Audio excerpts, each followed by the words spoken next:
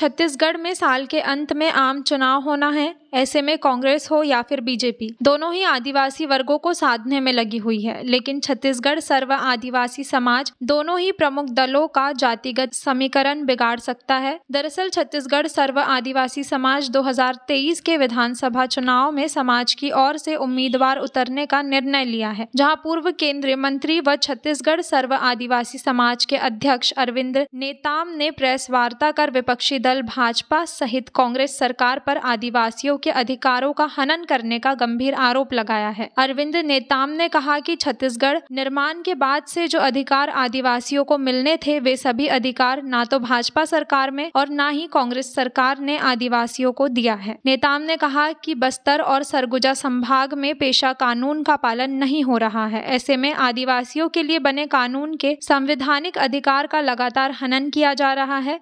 वहीं भानुप्रतापपुर से विधायक रहे मनोज मंडावी ने निधन के बाद उपचुनाव का उदाहरण देते हुए अरविंद नेताम ने कहा कि आदिवासी समाज में सरकार के प्रति आक्रोश का अंदाजा इस बात से लगाया जा सकता है कि भानुप्रतापपुर उपचुनाव में आदिवासी वर्ग से निर्दलीय विधायक को 16% वोट दिए गए, जहां भानुप्रतापपुर उपचुनाव से प्रभावित होकर छत्तीसगढ़ सर्व आदिवासी समाज ने आने वाले विधानसभा चुनाव में समाज से उम्मीदवार उतारने का फैसला लिया है। वही गौरतलब है कि प्रदेश की 30 आरक्षित सीटों पर आदिवासी समाज से उम्मीदवार कांग्रेस और भाजपा के प्रत्याशियों के विरुद्ध चुनावी मैदान में आमने सामने रहेंगे।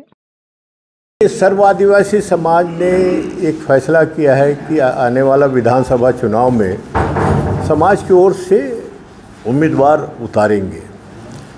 उसके पीछे कारण ये है कि पिछले 15 साल का हमारा अनुभव रहा है कि अपने संवैधानिक अधिकारों के लिए संघर्ष करते करते थक गए हम लोग, और कहीं सुनवाई नहीं हुई।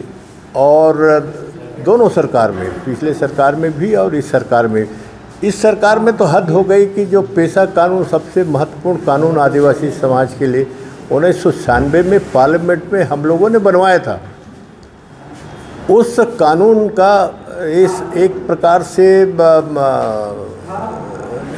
हत्या कर दी गई है, नियम बना के, जिसमें अधिकार समाज को था, जल जंगल ज़मीन पे गांव समाज का ग्राम सभा को अधिकार था, वो नियम के माध्यम से ख़त्म कर दिया राज्य सरकार ने। ये सबसे बड़ी चिंता का विषय समाज के लिए है और ये सबसे बड़ा मुद्दा बनेगा इस राज्य के आने वाले चुनाव में।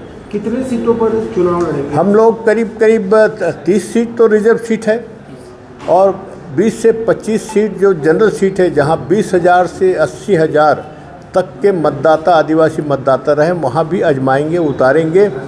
हम समाज के लोगों को भी उतारेंगे जनरल सीट में, पर दूसरे समाज के लोग हैं जो हमारे बैनर पे लड़ना चाहेंगे, चाहे पिछड़ा वर्ग हो, अपर कास्ट भी हो, कोई भी हो, उसको भी हम एकोमोडेट करेंगे। ऐसा 50 सीटों पर आप चुनाव, ये एक मोटा एक मान के चलें। और छोटे राज्य में छोटे पार्टियों से भी हम बातचीत कर रहे हैं और उनसे भी समझौता करेंगे, समन्वय करेंगे। ये चल रहा है प्रक्रिया कि उसी उपचुनाव ने, हमारे दूल्हा तो बैठे हैं ना, कोराम साहब, उसी चुनाव ने हमको ये प्रेरित किया है, उसके रिजल्ट का हमने समीक्षा किया है। और भले हमारे पास साधन नहीं था, समय नहीं था, कार्यकर्ता भी नहीं थे। भाई जो कार्यकर्ता हैं या तो बीजेपी के हैं, कांग्रेस के हैं, उस बीच से अब कार्यकर्ता पैदा करना भी हमारे लिए थोड़ी सी कठिन है। उसके बावजूद भी हमारा परफॉर्मेंस भानुप्रतापपुर में 16% वोट लाना कोई हंसी खेल नहीं है, और उस रिजल्ट से हम लोग प्रेरित होकर के ये फैसला किए हैं।